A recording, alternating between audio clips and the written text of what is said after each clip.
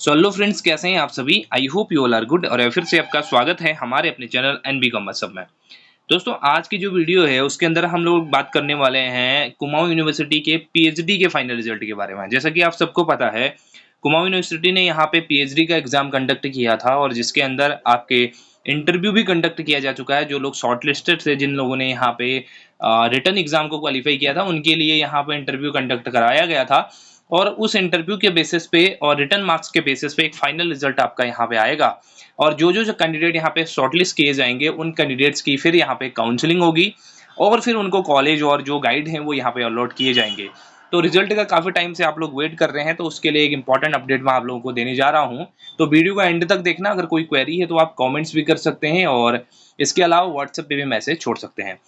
चलिए वीडियो को स्टार्ट करते हैं और जानते हैं रिजल्ट के बारे में। तो यहाँ पे अगर हम लोग आते हैं कुमाऊं यूनिवर्सिटी की जो ऑफिशियल वेबसाइट है, उसके आरडीटी के जो टैब है उसमें अगर हम लोग आते हैं तो कुछ इस तरीके का टैब आप लोगों को दिखेगा, जिसमें रिजल्ट में भी आप लोगों ने देखा होगा। और इसमें सभी चीजें दी हुई हैं। जैसे लेफ्ट हैंड साइड में जो कॉर्नर है वहां पे आपके इंटरव्यू कॉल लेटर दिख रहा है, व्यू रिजल्ट का ऑप्शन है, एडमिट कार्ड है और ये सारी चीजें हैं। और यहाँ पे प्रेस नोट आपको दिखते हैं, जितने भी नई press note regarding to RDT exam निकलते हैं तो वो सब यहाँ पे आपको शो होते हैं। लेकिन रिजल्ट का अपडेट यहाँ पे कहीं पे शो नहीं हो रहा है।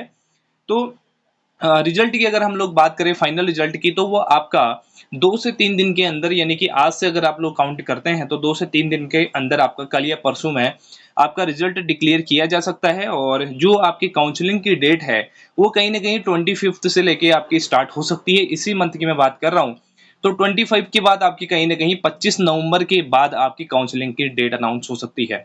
तो इसके लिए आप सभी लोग तैयार रहें अपने रिजल्ट के लिए। और रिजल्ट आपका विद इन 3 डेज, कल परसों या फिर द डे आफ्टर टुमारो आपका कहीं ना कहीं डिक्लेयर होने के चांसेस हैं। और 25 तारीख से कहीं ना कहीं 25-26 के बाद से आपकी काउंसलिंग जो है वो स्टार्ट हो जाएगी। और काउंसलिंग के लिए अलग अलग डे पे आपको बुलाया जा सकता है, सब्जेक्ट वाइज बुलाया जा सकता है, जैसा आपको इंटरव्यू के लिए बुलाया गया था उसी तरीके से।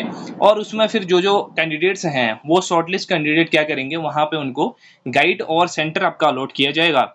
और वो सारी चीजें होने के बाद फिर आगे की आपकी प्रोसेस चलेगी, जिसमें आपका कोर्स वर्क इंक्लूडेड है। और फिर उसके बाद आपकी कोर्स वर्क खत्म होने के बाद आपकी क्या होती है, यहाँ पे अलग अलग जो डिजर्टेशन है सब्जेक्ट की वो यहाँ पे बनते हैं।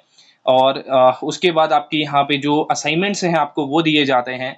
फिर आपका यहाँ पे रिटन एग्जाम होता है। वो सारी चीजें क्लियर करने के बाद फिर आपकी यहाँ पे आरडीसी कंडक्ट करवाई जाएगी और फिर आपका रिसर्च का जो कार्य है वो आप आगे को यहाँ पे कंटिन्यू कर पाएंगे।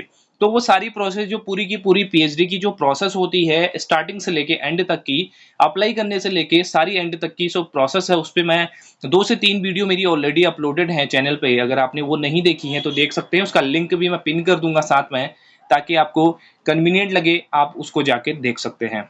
तो रिजल्ट की अपडेट मैंने आप लोगों को दी। ये रिजल्ट की अपडेट जो है आप लोगों को 2 से 3 दिन के अंदर मिल जाएगी। और हो सकता है कल भी आपका रिजल्ट डिक्लेयर किया जा सकता है, या फिर परसों या फिर द डे आफ्टर टुमारो। आप 2-3 दिन का वेट, अभी तक इतना वेट किया तो इसको कर सकते हैं। और एक आध हफ्ते के अंदर आपकी जो काउंसलिंग की प्रोसेस है वो यहाँ पे कंटिन्यू हो जाएगी। ठीक है बात।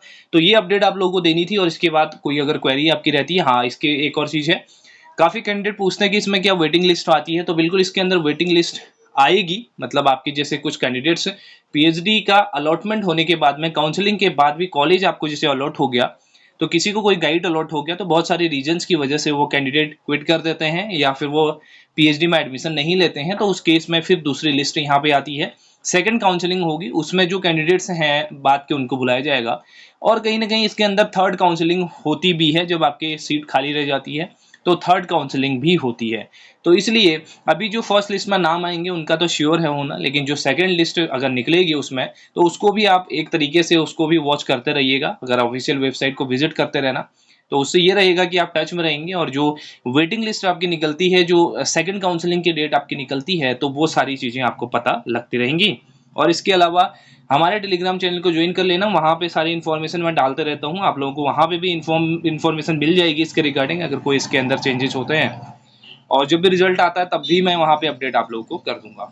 सो गाइस, आज की वीडियो में इतना ही था और नेक्स्ट वीडियो में हम लोग मिलेंगे। तब तक के लिए thank you so much. Have a nice day, take care, bye bye.